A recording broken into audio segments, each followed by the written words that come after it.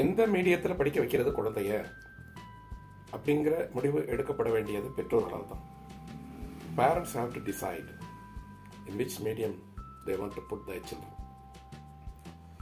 எந்த medium better அப்படின்னு ஒரு கொஷின் வந்ததுன்னா அவ்வளோ சிம்பிளாக இந்த மீடியம் தான் பெட்டர், தமிழ் மீடியம் தான் பெட்டர், இங்கிலீஷ் மீடியம் தான் பெட்டர் அப்படின்னு ஒரு சிங்கிள் வேர்டு ஆன்சர்லாம் சொல்ல முடியாது. ரெண்டு மீடியமே முக்கியம்தான்.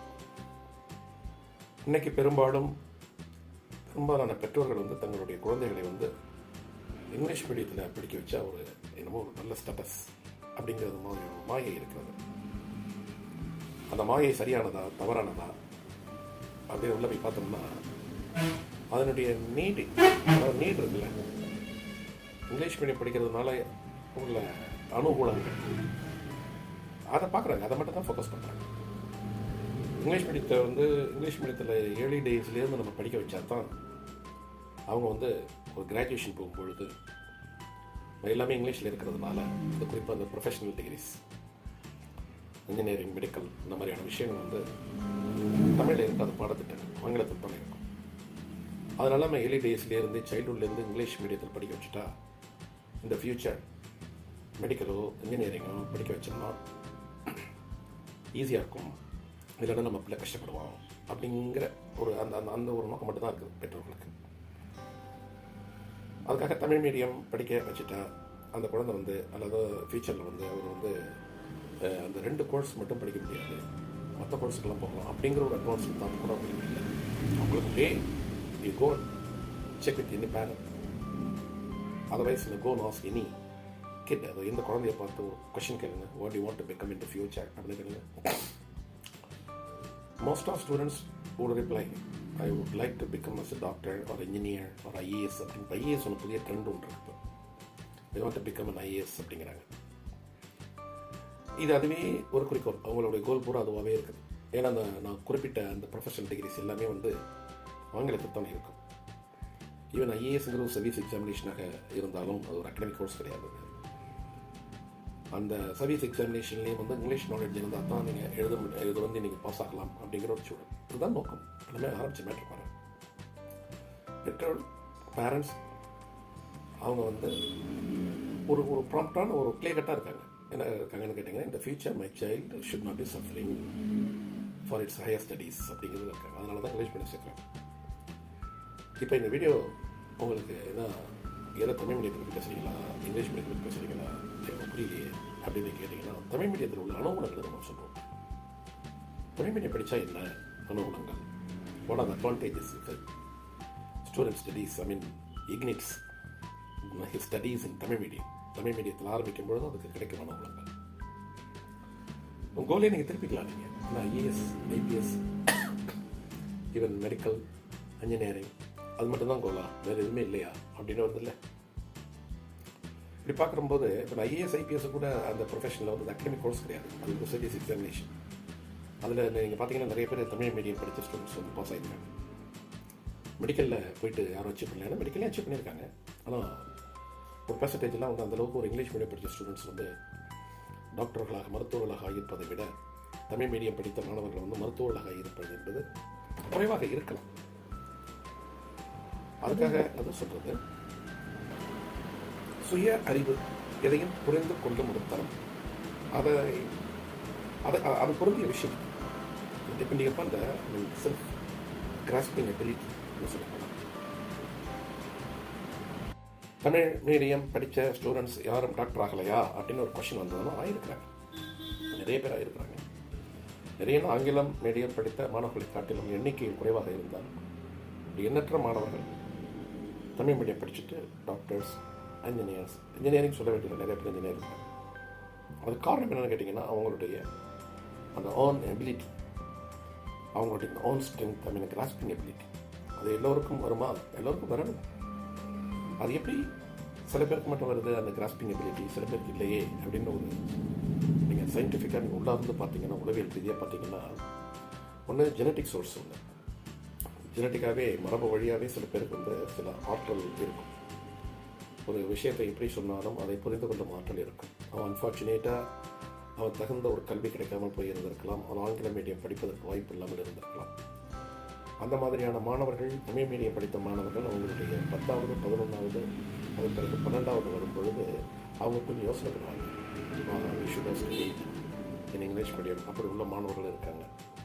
இல்லை my goodness luckily I studied in Tamil medium அப்படிங்கிற மாணவர்கள் இருக்காங்க. இந்த ரெண்டு பேரும் நீங்கள் கம்பேர் பண்ணி பார்த்தீங்கன்னா யார் குவாலிட்டி அப்படின்னு கேட்டிங்கன்னா, மொத்தமாக அந்த 11 வகுப்பு வரைக்கும் 10 வகுப்பு வரைக்கும் அவங்க தமிழ் மீடியம் படிச்சுட்டு ஆஹா நம்ம நல்ல வேலையாக தமிழ் மீடியம் படித்தோம் என்று என்னும் மாணவர்களை சிறப்பானவர்கள் என்ன கேட்டால். ஏன்னா ஹையர் ஸ்டடீஸில் வந்து உங்களுக்கு எல்லா போர்ஷனுமே இங்கிலீஷில் இருக்கணும்லாம் ஒன்றும் அப்படிலாம் ஒன்றும் இல்லை.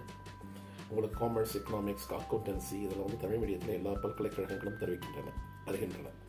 நீங்கள் எந்த யூனிவர்சிட்டிக்கு போனாலும் நீங்கள் ஆர்ட்ஸ் அண்ட் சயின்ஸில் வந்து நீங்கள் எல்லாமே தமிழ் மீடியமும் உண்டு, இங்கிலீஷ் மீடியமும் உண்டு, எக்ஸப்ட் இங்கிலீஷ்.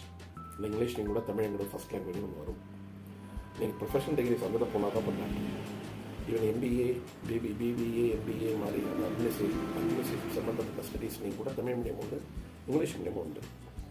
தமிழ் மீடியத்தில் படிக்கும் பொழுது உங்களுக்கு கிடைக்கக்கூடிய லாபம் என்ன அப்படின்னு கேட்டிங்கன்னா, நிச்சயமாக ஒரு விஷயத்தை வந்து உயிரோட்டமாக நீங்கள் புரிந்து கொள்ள முடியும் அப்படிங்கிறது தான். அது உண்மை. ஏன்னா நிறைய மருத்துவர்கள்லாம் கூட கேட்டிங்கன்னா தான் சொல்லுவாங்க, நாங்கள் வந்து என்ன தத்துவம் ஆங்கில மீடியம் படித்து நாங்கள் மருத்துவர்களாக ஆனாலும் சரி, நாங்கள் அதை என்னுடைய தாய்மொழிக்கு நாங்கள் ஒப்பிட்டு என்னென்ன தான் பார்ப்போம். ஒரு கன்சல்டன்ட், ஒரு கிளைண்ட், ஒரு பேஷண்ட் எங்கிட்ட வர்றாங்கன்னா அவங்க தமிழ் தானே பேசுகிறோம். அது மாதிரி எங்களுக்கு நாங்கள் படித்த காலத்தில் கல்லூரிகளில் வந்து எங்களுடைய ஆசிரியர்களுடைய பேராசிரியர்களுடைய நான் டவுட் கேட்கும் பொழுது வந்து அவங்க தமிழர்களாக இருந்தால் தமிழில் தான் நாங்கள் கேட்போம், தமிழில் தான் எங்களுக்கு முடிப்பாங்க. லாங்குவேஜை பொறுத்த வரைக்கும் அந்த படிப்பு சம்பந்தமான விஷயங்கள், அந்த கான்செப்ட், அந்த கண்டென்ட் அதெல்லாம் வந்து சிலது ஆங்கிலத்தில் இருக்கும். அது அந்த நேரத்தில் unfortunately we have to be speaking and sharing our ideas in English.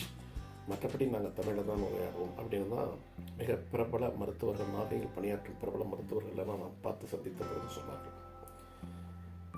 இது என்ன ஸ்கிப் ஆகுதா அப்படின்னு நினைக்க வேணாம், இது ரெலவெண்ட் மேட்டர் நான் சொல்கிறேன். மிக பிரபலமான மருத்துவர்கள் 2 பேர் இருந்தார்கள் நாகையில். ஒரு வெங்கட சுப்பிரமணியம் அப்படிங்கிற ஒரு பீடியாட்ரிஸ்ட், அடுத்து விஜயராகவன் அப்படிங்கிற ஒரு எம்பிபிஎஸ். இவங்க 2 பேரும் செய்த சாதனைகளை எந்த மருத்துவர்களும் இதுவரை செய்யவில்லை அப்படிங்கிறது ஒரு பரவலான ஒரு செய்தி. இது நான் சொல்வதை விட இந்த நாகையில் வாழும் மக்கள் அறிவார்கள். அதை நீங்கள் அவங்க 2 பேரும் வந்து அவங்க அடைந்த புகழ் வந்து மாவட்ட அளவில் மாத்திரமல்ல, மாநில அளவில் புகழ் அடைந்தார்கள். அவங்கெல்லாம் ஆரம்ப கல்வி பயின்ற காலத்தில் ஆங்கில மீடியமும் தமிழ் மீடியமும் இருந்த பொழுது தமிழ் மீடியத்தை தான் தேர்ந்தெடுத்திருந்தாங்க. விஜயராகவன் பெரிய சுமமம். அவங்க வந்து அதேமாதிரி வெங்கட சுப்பிரமணியம் அப்படிங்கிறவங்க வந்து அவங்க தமிழ் மீடியம் படித்தவங்க அந்த அந்த மருத்துவர். ஆனால் அவர் என்ன சொல்லுவார் அப்படின்னு கேட்டிங்கன்னா, அப்போ உரையாற்றி கொண்டிருந்தால் இந்த மொழியியல் சம்பந்தமாக நான் ஒரு வாத்தியாயராக இருக்கும் பொழுது நான் அவர்களிடம் சிலந்தில்லை அந்த மொழிகள் சம்பந்தமாக நான் அவங்கள்ட்ட பேசுவேன். அவங்க பேசும்பொழுது அவங்க சொன்ன விஷயம், அந்த காலத்திலேயே ஒரு 20 ஆண்டு காலத்துக்கு முன்னாடியே அவங்க சொன்னது, ஒரு விஷயத்தை நீங்கள் முக்கியமாக கவனிக்கணும் சார் அப்படின்னாரு அந்த வெங்கட சுப்பிரமணியம் மட்டும். நீங்கள் என்னத்தை தான் நீங்கள் இங்கிலீஷ் மீடியம் படித்தாகணும், நீங்கள் அந்த ஒரு விஷயத்தை புரிஞ்சிக்கும் போது நம்ம என்ன தமிழில் என்ன அப்படின்னு தான் நம்ம டிரான்ஸ்லேட் ஆகி தான் நம்ம எதையுமே நம்ம புரிஞ்சுக்குவோம். அதனால் இப்போ வர்ற மாணவர்கள் வந்து தமிழ் மீடியம் படிச்சுட்டு திருப்பி டாக்டர்ஸ் வந்தாங்கன்னா அதனால் ஒன்றும் அவங்க கெட்டு போய்டுவாங்க, நல்லா வருவாங்க அப்படிதான் recording this time. It happened 20 years ago, but nowadays it runs appropriate. அதனால நான் சொல்கிறேன். அதனால் finally I would like to tell you, which medium do you want to put your child? If you ask me in single word, I couldn't answer to you, but I can answer to you. Both mediums are better. Even if you want to put English medium, my child will not be spoiled because she or he can be getting an opportunity to go ahead higher studies in English medium in professional degrees. He or she would be feeling easy for going ahead. This is a fact. So that the student goes to the start of their studies in Tamil medium will be suffering in the future, if you ask me. No one also will not be suffering. Those also will not be suffering if they are having genetically the natural grasping ability. Yeah, if a student has the natural grasping ability at any cost, whatever in the language or medium the class is going on, I could be understanding.